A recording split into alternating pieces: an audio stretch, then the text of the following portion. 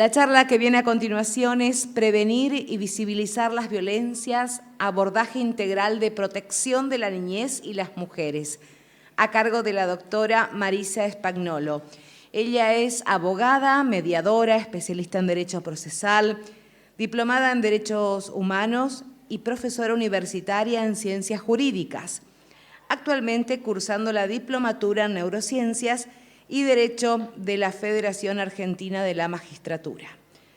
Secretaria Jurisdiccional del Superior Tribunal de Justicia, Corrientes, República Argentina, coordinadora del Programa Justicia y Sociedad Civil del Poder Judicial de la Provincia de Corrientes, en convenio con la Comisión de Personas en Condición de Vulnerabilidad y Justicia en tu Comunidad del Poder Judicial del Perú. Antes de comenzar con la charla, damos lectura a la declaración de interés de la Honorable Cámara de Diputados de la provincia de Corrientes. Declara de su interés la charla Prevenir y visibilizar las violencias, abordaje integral de protección de la niñez y las mujeres, a realizarse el día 4 de octubre del presente año en el marco de la 13ª Feria del Libro de la ciudad de Curuzucuatiá, dada en la sala de sesiones de la Honorable Cámara de Diputados de la provincia a los 2 días del mes de octubre del año 2024. La doctora Spagnolo quiere hacer entrega de la declaración al señor Intendente José Irigoyen y a la Directora de Cultura Virginia Aguirre Talamona.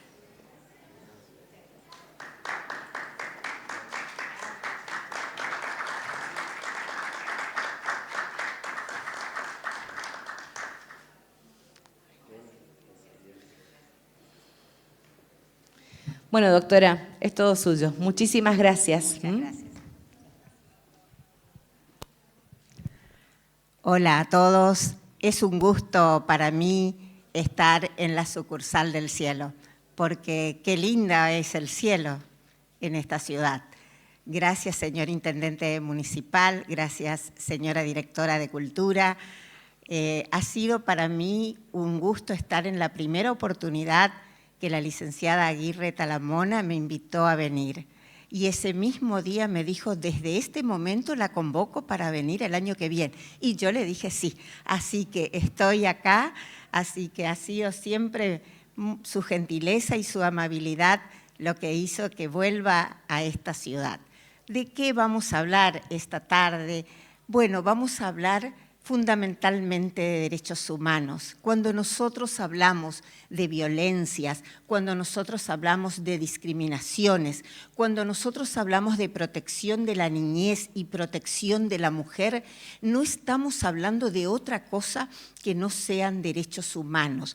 Y nuestro país, a partir de la reforma de la Constitución en el año 1994, incorpora a la Constitución los tratados internacionales de derechos humanos.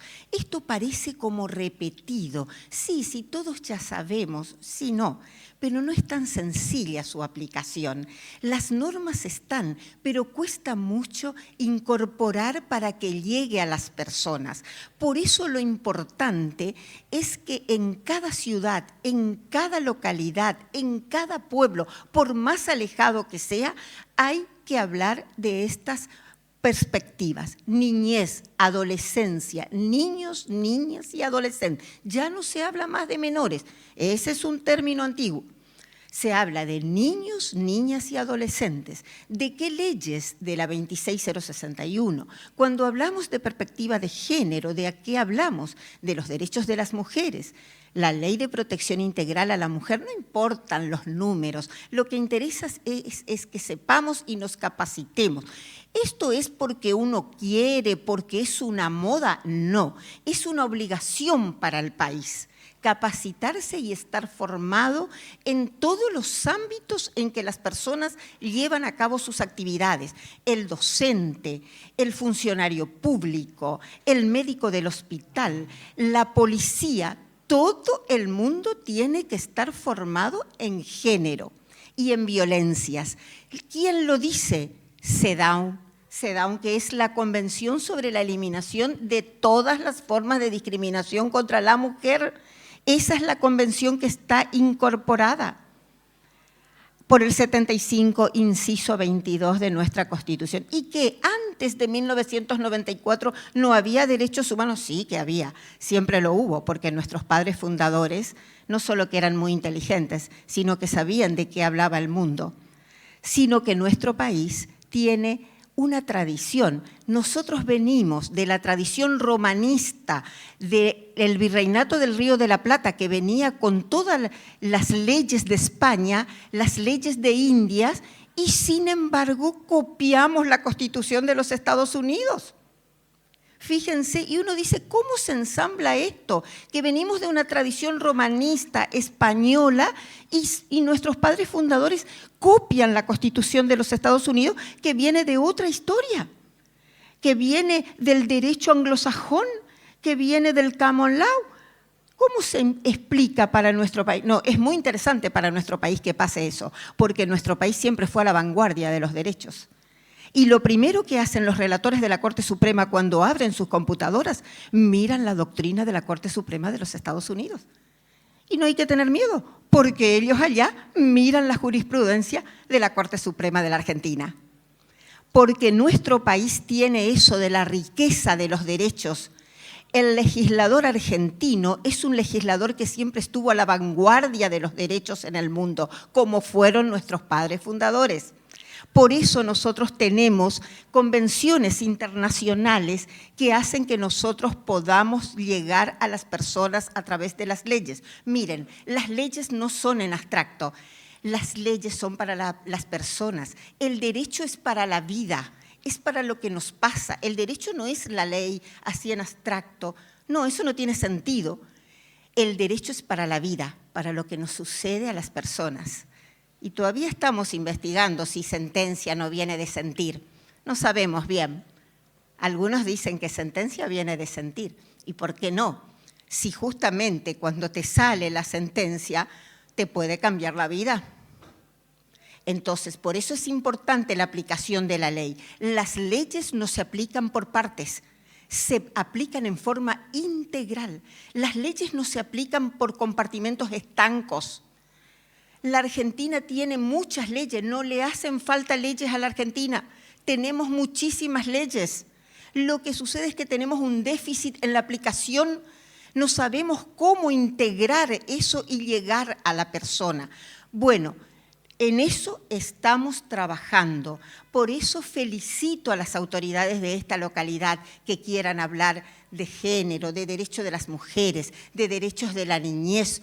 La ley 26485, que es la Ley de Protección Integral a la Mujer y que fija las políticas públicas del Estado argentino, establece que en cada municipio tiene que haber una oficina de género, una oficina de atención, sea el municipio más lejano al más importante. Tiene que haber una secretaría de género que atienda estas vulnerabilidades. Y eso es lo que mandan estas convenciones internacionales. Se reafirma la fe en los derechos humanos fundamentales, en la dignidad y en el valor de la persona humana. Eso es lo que el Estado argentino quiere para las personas, el respeto a la dignidad. Los derechos humanos no son otra cosa que el respeto a la dignidad del otro. No son otra cosa y tampoco son un invento, vienen de hace muchos años. Sí, después de la Segunda Guerra Mundial se reflotó. ¿Por qué? Porque las guerras dejan a los países devastados. Entonces los líderes del mundo dijeron, ¿qué hacemos ahora? No tenemos hombres, no tenemos dinero, economías quebradas porque la guerra funde a los países, mueren las personas, se termina el dinero, nadie puede producir porque el país está devastado. Entonces los líderes dijeron, tenemos que hacer convenios internacionales en las naciones del mundo para reflotar. ¿Para qué? Para que haya un respeto irrestricto a la dignidad de la persona humana. Esos son los derechos humanos. Hicieron carne después de la Segunda Guerra Mundial, después del Holocausto, después de 8 millones, 5 millones de judíos, 3 millones de católicos, 1 millón de gitanos masacrados. El mundo quedó devastado después de la Segunda Guerra Mundial. Y es ahí cuando surgen estos tratados internacionales de derechos humanos en el concierto de las naciones. Bueno, a partir de ahí, pero antes teníamos, sí, por supuesto, si nuestra Constitución es de 1852, 1853 y 1860, cuando se incorpora la provincia de Buenos Aires al resto de la Confederación. ¿Y qué dijeron allí?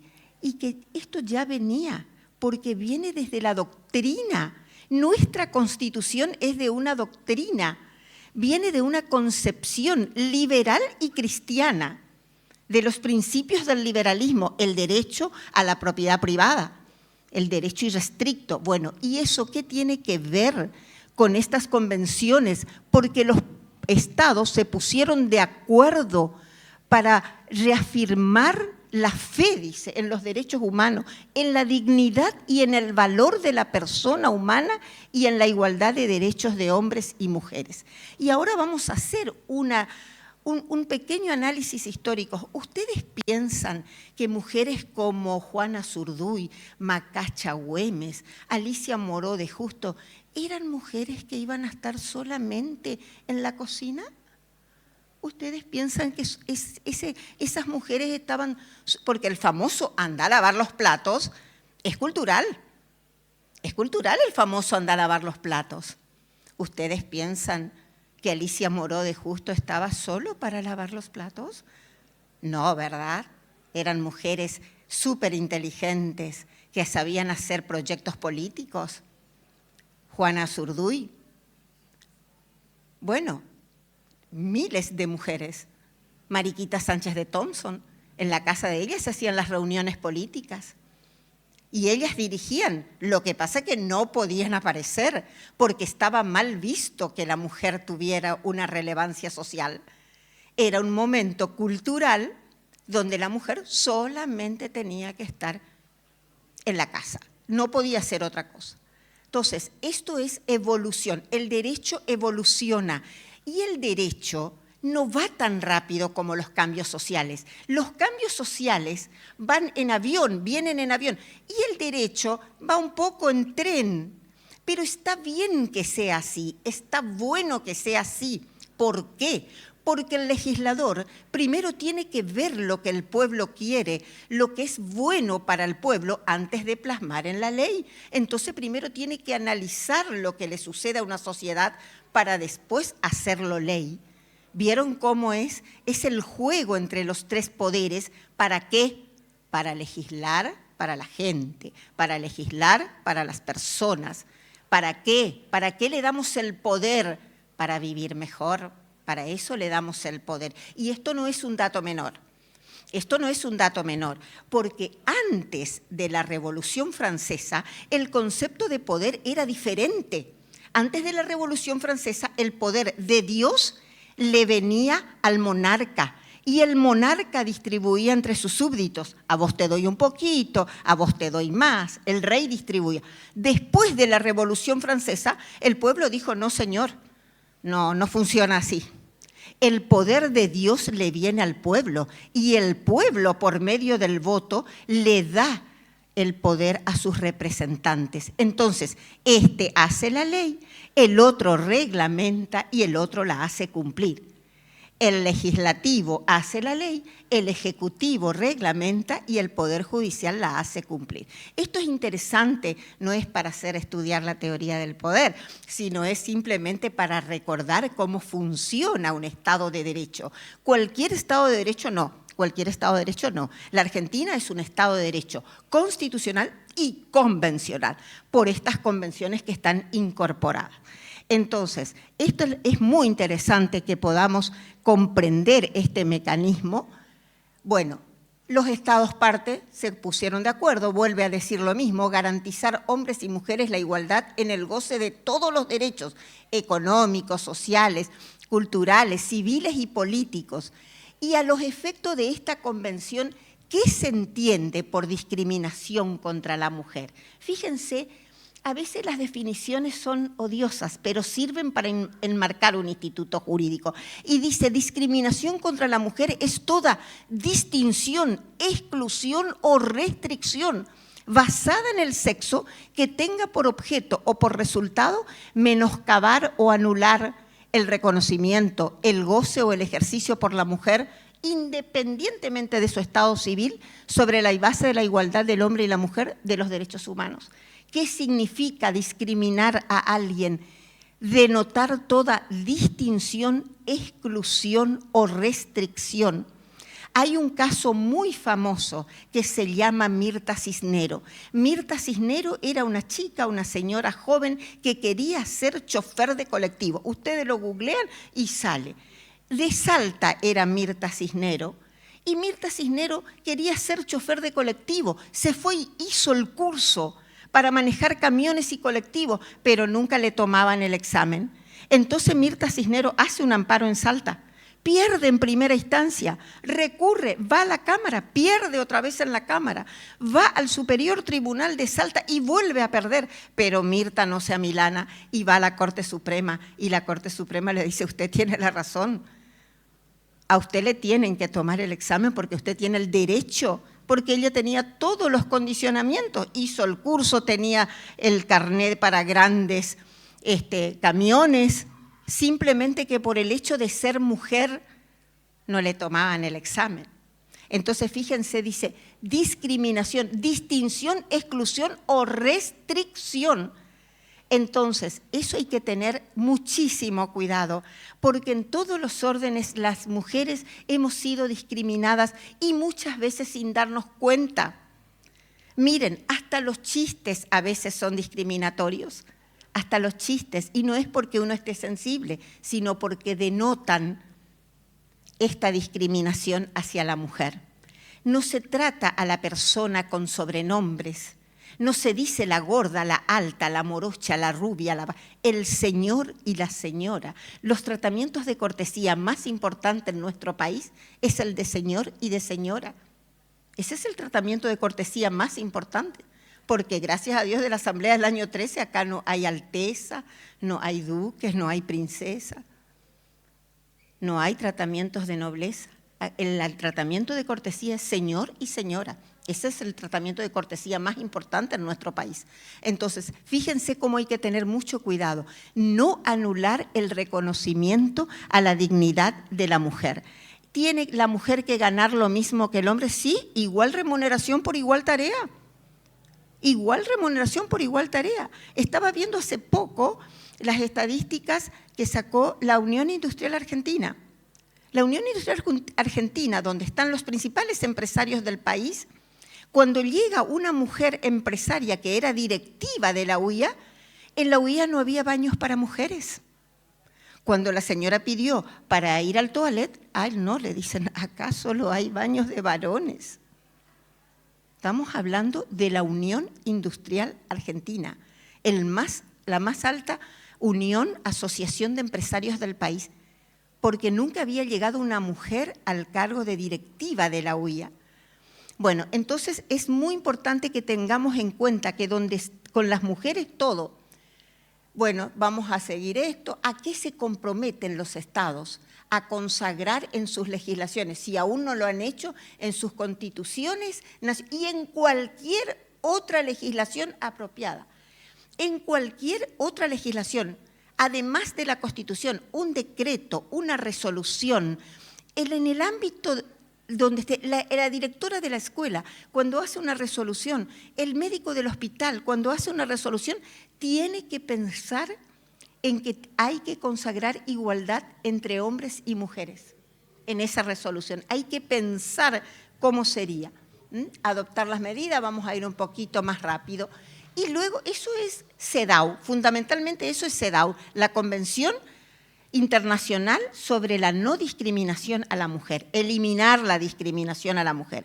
Porque nosotros pertenecemos a dos grandes bloques, a las Naciones Unidas, que es CEDAW, y a la OEA, la Organización de Estados Americanos. Nuestro país participa de dos bloques internacionales.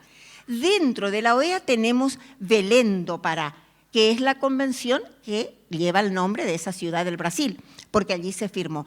Y dice más o menos lo mismo. Los estados parte reconocen el respeto irrestricto a los derechos humanos que ya ha sido consagrada en la Declaración Americana, en la Declaración Universal, y afirman, esto es lo importante, afirmando que la violencia contra la mujer constituye una violación de los derechos humanos.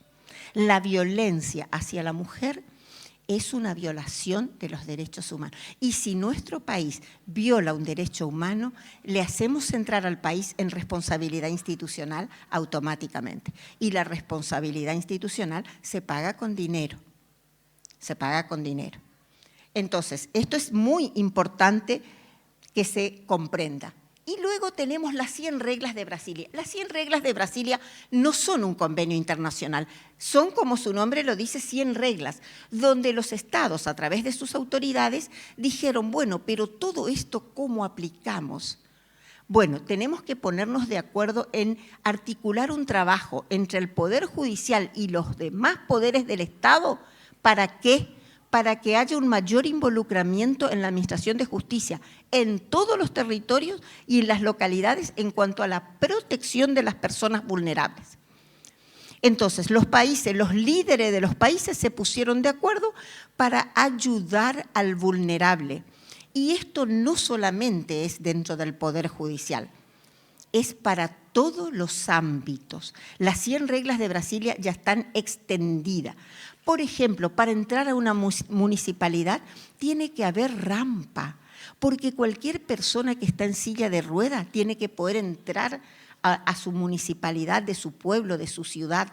Si está con alguna limitación, si está con muletas, tiene que poder entrar a su juzgado, a su hospital, a su escuela. Tiene que haber rampas, porque un niño que está en silla de ruedas tiene que poder ir a la escuela. Y eso es un ejemplo nada más. Bueno, ni hablemos de las otras vulnerabilidades. Estuvimos hace unos años en México, en la Corte Suprema de México, y nos contaban las juezas de Perú y de Chile que las mujeres en sus países son las más vulnerables cuando hay temblores, porque son países donde hay temblores y donde hay terremotos. ¿Por qué son las más vulnerables? Porque son las últimas que se van ante que caiga la pared o ante que se abra la tierra, cae el techo sobre ellas. ¿Por qué? Porque ellas buscan la manta para el nieto, buscan una ollita, pensando en qué van a comer cuando dejan sus casas, buscan una frazada para su hijo más chico, son las últimas que salen y son a las que le cae la casa encima. Comprenden, en las grandes inundaciones, la mujer es la última que se va de la casa porque siempre piensa en llevar algo para el niño o para una persona con discapacidad. Entonces, esto es lo importante, darse cuenta de que tenemos que crear espacios de intercambio de experiencia, como se hace en otro lado, para ver si nosotros podemos mejorar aquí y a su vez nosotros brindar la capacitación y la formación a personas de otros países. Bien, y hay que evitar las categorías sospechosas. Esto es muy importante. ¿Qué son las categorías sospechosas? Son aquellas características o rasgos personales que como regla general no deben utilizarse para establecer diferencias entre individuos. Como decir en una resolución, como decía, la manda esta que sacaron en Clarín de Fredo llamaba a un trabajo en una publicación de Clarín y decía mujeres abstenerse. Fredo solamente quería varones. ¿Por qué? Si para servir un helado, no, dice, tienen que llevar los tarros que son muy pesados. No, le dijo la Corte Argentina, del juez argentino a Fredo, no tiene que alzar nada si ya están puestos los potes, tiene que cargar nada más. Y sin embargo decía, mujeres abstenerse. ¿Por qué? Porque atrás hay categorías sospechosas en esa resolución, porque como saben que podés quedar embarazada, entonces ya no te toma. En la entrevista te dice, ¿usted piensa tener hijos? ¡Uy, qué mala pregunta! Pero qué mala pregunta. ¿Cómo le vas a preguntar eso si eso hace a su vida? Eso es la vida de uno.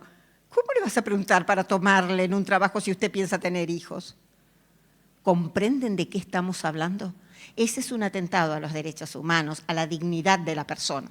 Por eso están estas normas, para que no actuemos en forma arbitraria. Bueno, y luego tenemos Ley Micaela. Ley Micaela ya es la ley que a raíz de un hecho muy trágico, que es la muerte de Micaela García, esta joven de la provincia de Entre Ríos, ella luchaba por los derechos y sale ella de una fiesta en un boliche y una persona que había salido de la cárcel y que había sido acusado de violación en varias oportunidades y tenía una libertad condicional, la sigue cuando ella sale del boliche, la viola y la mata. Por eso el legislador argentino dice, tenemos que enseñarle a todos los operadores, incluidos los jueces, la perspectiva de género.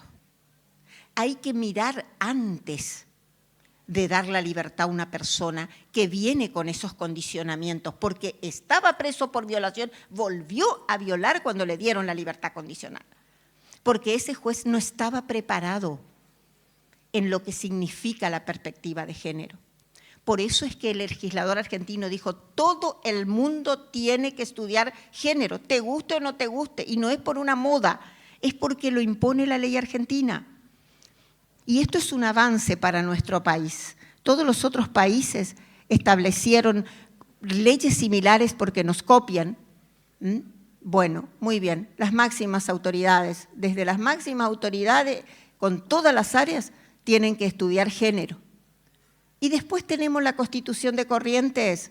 La Constitución de nuestra provincia habla de la igualdad de género en el artículo 45. Dice, el Estado correntino, porque estamos hablando de la Constitución de Corrientes, garantiza la igualdad real de oportunidades para mujeres y varones en lo cultural, dice, en lo económico, en lo laboral, en lo político, en lo social y en lo familiar. Mire todos los rubros, todos los ítems que pone nuestra Constitución.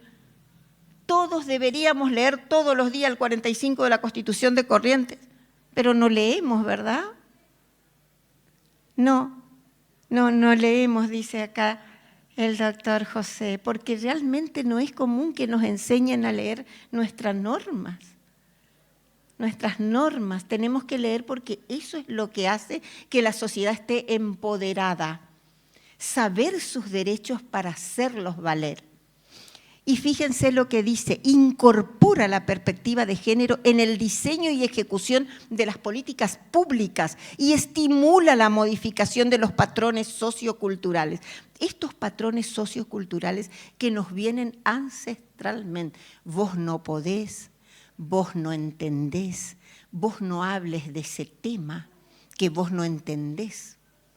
Bueno, ni hablemos en lo económico, porque estamos viendo que hay mujeres que todavía no manejan la cuenta del banco, que no saben cuánto viene de la tarjeta de crédito. ¿Cómo que no vas a saber cuánto viene de la tarjeta de crédito? Miren, eso es ley en nuestro país, porque si no, la vida no es comprada. Se divorcian, quedan viudas y hay que seguir pagando el colegio de los chicos y hay que seguir pagando las prepagas o hay que seguir llevando al pediatra. ¿Quién va a pagar la ortodoncia del niño? Aparte los costos por dar un ejemplo, de ortodoncia y médico, es carísimo. Comprenden, todas las mujeres tienen que estar imbuidas de lo que se gasta en una familia, lo que entra en una familia. Y eso a veces no es común, porque, por ejemplo, escuchamos que dicen, no, yo no sé, dice, yo firmé eso, pero yo no sé qué es lo que hay. ¿Cómo que no sabe? No, dice, porque yo nunca supe cuánto entraba a esta casa. No, hace poco vimos el caso de la modelo esta que le firmó al esposo, la modelo, Julieta Prandi. Vimos en todos los medios de televisión, en todos los medios públicos, vimos que la señora le firmó a su ex esposo, le dio el departamento que le dejaron sus padres. Y eso no es ganancial, señores, eso es propio, lo que te dejan tus padres, no es de tu marido ni de tu señora, eso es propio, no entra en la sociedad conyugal. Y muchas personas no saben y le firman como que le hizo una donación, ella no sabía y ella quedó en la calle. Cuenta que esa noche ella tuvo que ir a dormir con sus 3 niños a la estación de servicio. Porque el señor intertanto ya puso el departamento que le regalaron sus padres a ella a nombre del hermano del hombre. del excuñado. Es terrible. Bueno, de eso estamos hablando esta tarde. Estamos hablando de eso. Hay que romper los patrones socioculturales. Hay que involucrarse en los bienes de la familia. La mujer está tan preparada como el varón para manejar los bienes de la familia, que son los bienes después de sus hijos o de sus nietos, con el objeto de eliminar prácticas basadas en el prejuicio de la superioridad de cualquiera de los géneros. Y también la Constitución de Corrientes reconoce el trabajo en el hogar como actividad económica que crea valor agregado y produce riqueza y bienestar social. Las amas de casa tienen derecho a la seguridad social de conformidad a la ley. Esto dice el artículo 45 de la Constitución de Corrientes. Y después tenemos que la provincia de Corrientes se adhirió al programa de ley Micael. Bien, vamos a ir a qué es esto de violencia de género, porque leyes, ya dijimos, tenemos muchas, pero a veces no podemos precisar los conceptos. Dice, se trata de una violencia que afecta a las mujeres por el mero hecho de ser mujer, por solo ser mujer. No, le mató por ser mujer nada más. Hace poco vimos y estábamos hablando aquí con la licenciada Talamona, hace pocos días, 20 días, un caso que salió en todos los medios. Un señor gendarme le mata a su señora, que era gendarme también en Corrientes, y después se mata a él. Y quedan los niños huérfanos, con la tristeza que significa ser huérfano, con la tristeza que significa. Y ese no es el único caso. Hay muchísimos casos. Le mata, luego se mata y quedan los niños huérfanos. Entonces, por el solo hecho de ser mujer, y constituye un atentado a la integridad, a la dignidad y a la libertad de las mujeres, independientemente del ámbito en que se produzca. A veces escuchamos relatos. ¿Qué te dijo? Me dice, ¿vos para qué te vas a ir a la reunión de la promoción? Mirá, vos estás gorda, todas ascendieron socialmente, y mirá, ¿de qué te vas a ir a hablar vos a la reunión de la promoción? No, en la reunión de la promoción no vamos a contar a qué llegó cada una. A la reunión de la promoción todas tenemos muchas cosas para contar, porque revivimos todos los momentos lindos, todas las alegrías de la primaria, de la secundaria. Nadie va para contar a qué llegó en la reunión de la promoción. ¿Comprenden? Eso es afectar la dignidad, porque siempre tenés algo para contar. Eso es afectar la dignidad. Se entiende por violencia de género cualquier acto violento o agresión basados en una situación de desigualdad en el marco de un sistema de relaciones de dominación sobre las mujeres. Es un sistema de dominación porque culturalmente venimos de esos patrones socioculturales de lo que habla la Constitución de Corrientes. El legislador argentino, y en este caso el legislador correntino, fue muy sabio en decir, hay que romper los patrones socioculturales. Y esos cambios socioculturales llevan mucho tiempo, no son de la noche a la mañana. Lo mismo, contaban hace poco que fue a hacer una denuncia en la comisaría la señora y le dice el que le toma la denuncia, no, tenés que hacer una exposición nomás, denuncia, no, señora, es obligación tomarle la denuncia, es obligación, nada de exposición, porque no tiene el mismo valor legal. Es obligación tomarle la denuncia. Y en otra oportunidad le dice, seguro que tu cena estuvo fea, por eso te castigó. No, eso es revictimizar, es revictimizar. Entonces, hay que tener cuidado cómo se trata al otro, de qué manera se trata al otro. Y la perspectiva de género no se refiere a un modelo, no. La perspectiva de género es una metodología, es un mecanismo que permite identificar esto de lo que hablamos, cuestionar y valorar la discriminación y la desigualdad y exclusión de las mujeres, que siempre se pretendió separar desde el aspecto del sexo. No, el sexo es un tema biológico, el género es un tema conceptual, es una creación conceptual para hablar de igualdad. Y esto viene desde… ¿Cuándo se habló por primera vez de perspectiva de género? Se habló en Beijing, se habló en la cuarta conferencia mundial en Pekín, se habló por primera vez, pero tampoco fue que ese concepto aparece ahí. Venían de las estudiosas de la escuela alemana, venían de las mujeres quemadas. El 8 de marzo, que se conmemora el Día Internacional de la Mujer, es porque 80 mujeres textiles murieron quemadas en una fábrica de camisas en Nueva York, porque querían ganar lo mismo que los varones. ¿Y qué hicieron los dueños de la fábrica? Tapiaron las ventanas y las puertas e incendiaron la fábrica con las 80 mujeres adentro. Las quemaron vivas. Eso es el 8 de marzo. Entonces, por eso es que trabajamos con esto. La perspectiva de género se refiere a una metodología para tratar de mirar la igualdad, para tratar de mirar con otras lentes, decía Carmen Argibay. Hay que mirar a las personas con otras lentes. El mundo cambió, el derecho ya no es ni siquiera lo de hace 5 años, ni siquiera lo de hace 5 años. De ayer el derecho es distinto. Entonces, esto es lo que queremos visualizar. Cuando se habla de perspectiva de género, se hace alusión a una herramienta conceptual que busca mostrar que las diferencias entre mujeres y hombres se dan no solo por su determinación biológica, sino también por las diferencias culturales. Ya sabemos que no somos iguales varones y mujeres. Basta con mirarnos, no somos iguales. Pero lo que no hay que hacer es discriminar por esa desigualdad. Hay que buscar la igualdad. ¿Basta con el 16? No, no basta. Con el que somos todos iguales ante la ley. No, no basta. Hay que tener esta mirada, una mirada cuando se analiza el caso. Por ejemplo, hay que mirar la interseccionalidad. ¿Qué quiere decir la interseccionalidad? Que aparte de ser mujer, hay que mirar si es mayor, si es pobre, si pertenece a un grupo migrante, si pertenece a un grupo de aborigen. Esas son las interseccionalidades. No es solo con que sea mujer.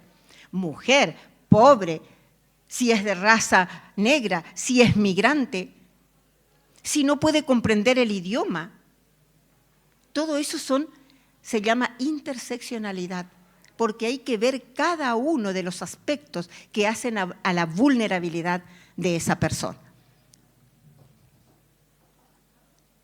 El enfoque cuestiona los estereotipos como hemos sido educados. Bueno, ahí viene otro. Antes de este panel estaban los maestros aquí, los profesores, que estaban hablando de inteligencia artificial.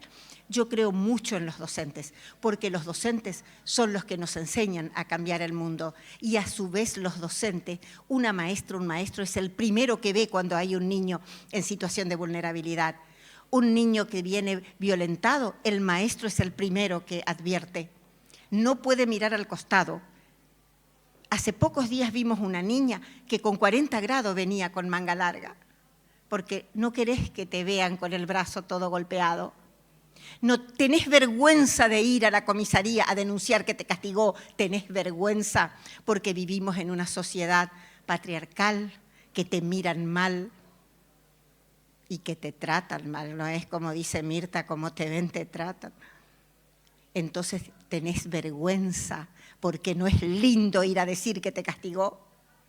Y esto es transversal a todos los estratos sociales, desde las clases más altas a las clases más bajas. Y en los estratos sociales altos no te dice que le empujó y se cayó, le tiró por la escalera, dice que se tropezó con el perro. ¿Comprenden? De eso estamos hablando y de eso hay que escuchar cuando la persona viene con un relato. Hay que escuchar los relatos y para eso hay que tener empatía, poder escuchar al otro.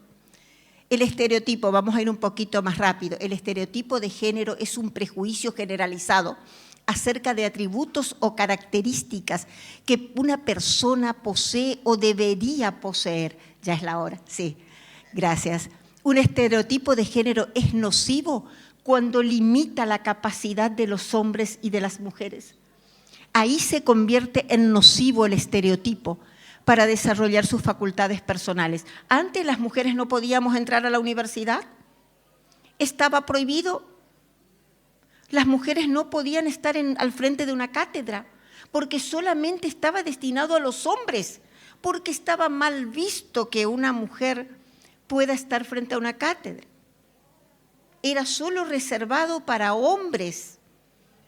Y sin embargo había mujeres científicas, hay mujeres científicas. Podemos hacer proyectos de ley, podemos analizar, se están estudiando las células para el cáncer, son mujeres las que están estudiando inteligencia artificial, son mujeres las que están haciendo proyectos de investigación científica en los institutos del mundo para encontrar la cura para el cáncer.